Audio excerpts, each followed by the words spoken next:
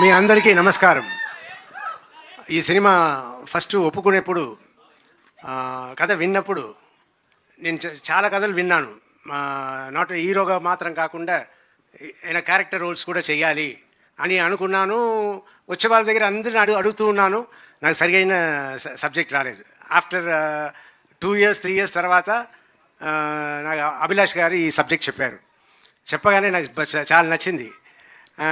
కానీ అయ్యో, మనం సర్వానంద్ గారి సినిమాకి వెళ్ళి చేస్తున్నాము, మన సెకండ్ హీరోనే కదా అన్నట్టు అనుకున్నాను. తర్వాత నేను, నా పిల్లలు, జీవిత అందరూ మాట్లాడుకుని అవును మీరు చెయ్యాలనుకుంటున్నారు, అలాగే ఉంటుంది, చెయ్యండి అన్నట్టు చెప్పి చేయించారు.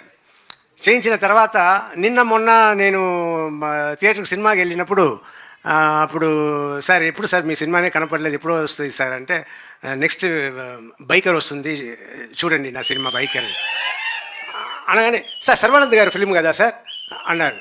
ఏంట్రా నా సినిమా అంటున్నా, సర్వానంద్ గారి సినిమా అంటున్నారు. అవునవును సర్వానంద్ గారి సినిమా. తర్వాత నేను చెప్పడం అంతా సర్వానంద్ గారి సినిమాలో నేను ఉన్నాను, మీరు చూడండి థియేటర్లో అన్నట్టు నేను చెప్తూ ఉన్నా. ఇది కొత్తగా ఉన్నా కూడా ఇప్పుడు దిల్ రాజు గారు, బన్నీ వాసు గారు వీళ్ళందరూ మాట్లాడడం చూస్తే నాకు చాలా సంతోషంగా ఉంది.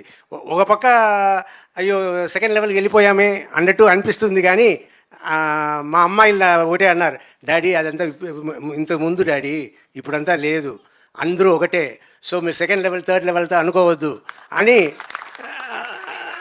నా పిల్లలు అన్నారు. సో ఇప్పుడు నేను అడ్జస్ట్ అయిపోయాను.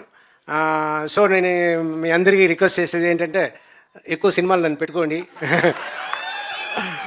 మంచి క్యారెక్టర్ తీసుకురండి, I want to do. And Sarva గారి గురించి చెప్పాలి. Very sweet person, very respectable person. చాలా అందుకే నేను షూటింగ్ చేస్తున్నప్పుడు కూడా నేను ఒక హీరోలాగా వాళ్ళ ట్రీట్మెంట్ కూడా super treatment, UV creations.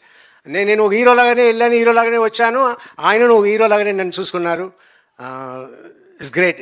Everything is great and waiting for the release April 3rd. Thank you.